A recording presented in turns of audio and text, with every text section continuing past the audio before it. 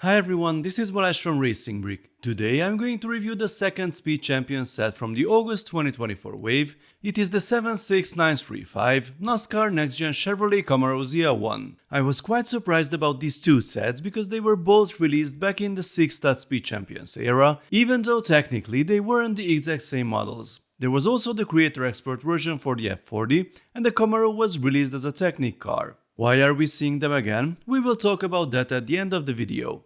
On the front of the box we see the car in action on a racetrack. On the back there's a rear shot of the car, a picture of the real one but without sponsors or branding, and a close-up of the Lego car without the windshield. Let's open the box. The set has 328 pieces, the price is 27 euros or dollars, and it was released on the 1st of August. You can find all local prices and availability at the link below. We get 5 numbered bags, not 1 but 2 sticker sheets, a separate vehicle base and the manual. Here's the parts list of the set, now let's start building.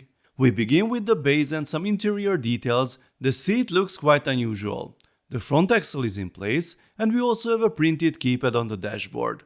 Here's a surprise, a very cool looking printed round 3x3 tile that goes on the hood. At first I thought we were going to build one of the wheel arches with some tricky solutions, but as it turned out, this assembly fits here and will have some interesting connections later. This thing looks simple at first glance, but then we have the shifted brackets, a few more parts, and then it mounts upside down here with an arrangement and position that would otherwise be very difficult to achieve. Bonus points are awarded for the pieces that hold the flip tile as well. Now we have the real front wheel arches in place and the first stickered elements. If you look closely, you can see the prints on the edges of these tiles which look pretty cool. The front of the hood is covered with this interesting pattern, and then we have 2 large stickered tiles with flames. I was hoping to see a print that matched the ones we had in the City Burger truck, but these have a different pattern in the background, so it's not exactly the same style, which may explain why they became stickers. Different brackets are used on the side, and then there's a lot of decoration. I added some parts to the dashboard, then comes the rear axle. Another cool mounting technique, and the diffuser is also in place. A few more flames, then we continue the build towards the back. This little assembly doesn't connect to the jumper plate below, but it is supported by the stud, very cool.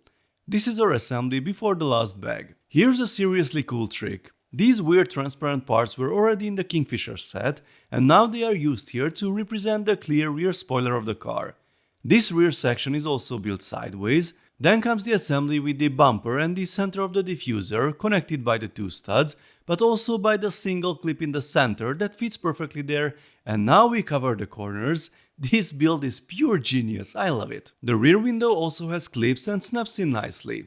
I added these rods to simulate the roll cage, although I'm not quite sure how to position them as the manual isn't so clear on that. The last challenge seems to be aligning the sticker on the windshield, then comes the assembly of the wheels with the printed wheel covers, and we are done. So here's our finished build, and I think it looks pretty cool. I like the overall look and color scheme, but we will have to come back to that later. This is our driver with a new printed torso, and he fits nicely in the car.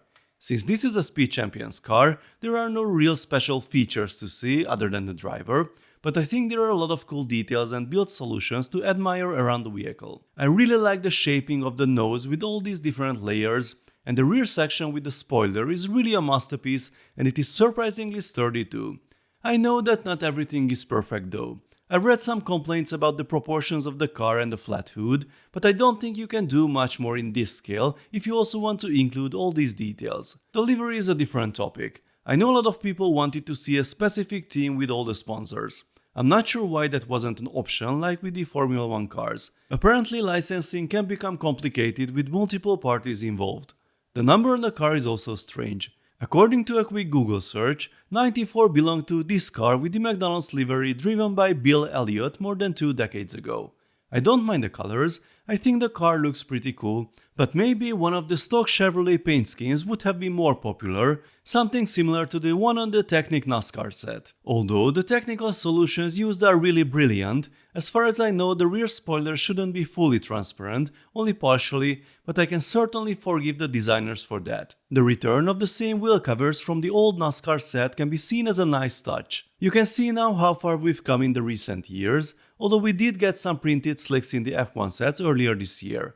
A special tire like this wouldn't be as versatile as the F1 car's tire though. As for the amount of stickers, some people might think that I'm against stickers in general based on your comments. I'm actually not. There are many scenarios where I find prints unnecessary, sometimes they work better, both solutions have their pros and cons. I wouldn't expect a NASCAR Speed Champion set to be fully printed, that's for sure. I usually comment on the amount of stickers because that seems to be important to many of you. What I definitely don't like is when the background color of the sticker is visibly different from the plastic. I think it ruins the experience.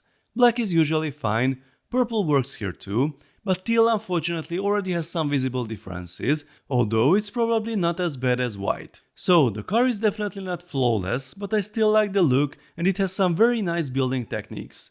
These two may not be the most popular releases of 2024, but I think they are worth buying for the build experience alone. I wanted to mention the model choice, as some people have said that the designer team seems to be running out of ideas by revisiting these models. There are a lot of interesting cars to choose from, that's for sure, but 1 or 2 reissues a year couldn't hurt with so many releases, especially if it's not the exact same model or edition of the car. So folks, let me know what you think of this set, whether you will buy it, what you think of the 2024 lineup in general, if there are any particular 6-stud white sets you would like to see coming back, let's talk about it in the comment section. If you enjoyed this video, then please give it a thumbs up and don't forget to subscribe with notifications, as there will be more exciting LEGO videos coming soon. See you next time, bye bye.